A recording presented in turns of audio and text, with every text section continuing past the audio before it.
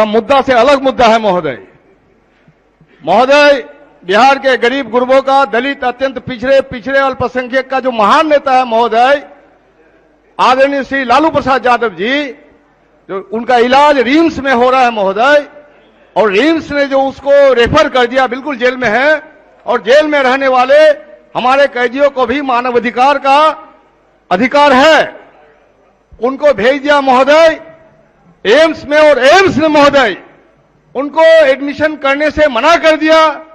और इस तरह से मैं समझता हूं कि भाजपा आरएसएस लालू यादव को मारने की साजिश करना चाहती है। नहीं, गलत है। कभी कामयाब नहीं होगी निकाल दीजिए सब महोदय।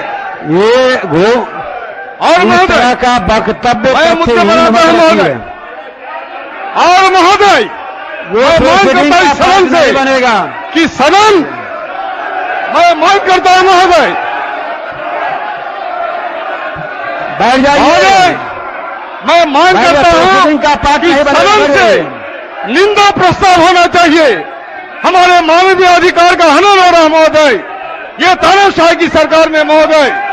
और महोदय, ये बिहार महोदय, ये मॉब लिंचिंग की जमीन महोदय, बात क्या करेगा ये लोग, बात क्या करोगे महबूब जी? महोदय आप बैठ जाइए पहले। माननीय सदस्य महबूब जी बैठ जाइए। मैं आपको देख रहा हूं महोदय, सभी लोग बैठ जाइए। महोदय जी बैठिए। महोदय महबूब जी बैठ जाइए, सभी सदस्य बैठ जाइए। बैठ जाइए, बैठिए, आप बैठिए, बैठिए, आप बैठिए। माननीय सदस्य बैठ जाइए, बैठ जाइए। माननीय सदस्यगण, हमारी वाणी संयमित हो और सत्य के साथ मधुर हो कि सदन के अंदर उत्तेजना ना फैले, और अपने को चर्चा में लाने के लिए इस तरह की गैर जिम्मेदाराना बयान देना कतई उचित नहीं है। ये प्रोसीडिंग का पार्ट भी नहीं बनेगा। और आगे से निर्देशित करते हैं कि अगर जो इस तरह के बयान देंगे तो फिर सदस्य को नियमानुकूल व्यवस्था के तहत आसन को संज्ञान में लेना पड़ेगा। इसलिए आगे से कोई भी बैठ जाइए, पहले बैठ जाइए, बैठ जाइए, पहले बैठ जाइए। इस तरह का बयान गैर जिम्मेदारा नहीं होनी चाहिए। आप अपनी बात को सरलता के साथ, मधुरता के साथ सारे विषय को नियमानुकूल तरीके से रख सकते हैं, लेकिन इस तरह की बयान से उत्तेजना फैलाना यह कतई उचित नहीं है। आपका समय अब बहुत कम बचा है, 9 मिनट ही था, 3 मिनट है। बोलिए। अभी तो मैंने शुरू किया महोदय, ये कानून का राज की बात करते हैं महोदय। हाँ महोदय देखिए, बिहार थोड़ा माइक से हट के आपकी आवाज सुनाई साफ नहीं पड़ती महोदय। बिहार मॉब लिंचिंग की जमीन बन गई है महोदय। महोदय आपको देखिए, 3 के गृह जिला में, नालंदा के, आपको हिलसा के नदवा गांव में किस तरह से महोदय एक कहार जाति के विदेश चंद्रवंशी की हत्या कर दी गई महोदय। हत्या के बाद उसको एसिड से जला दिया गया महोदय।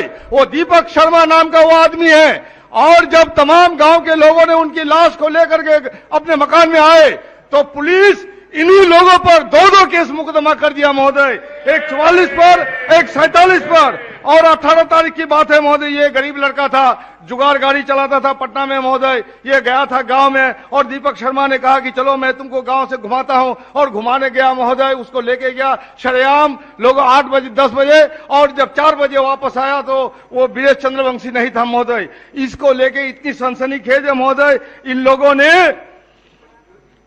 महोदय राजेश नाम का एक 10 वर्ष का लड़का को आसामी बनाए महोदय।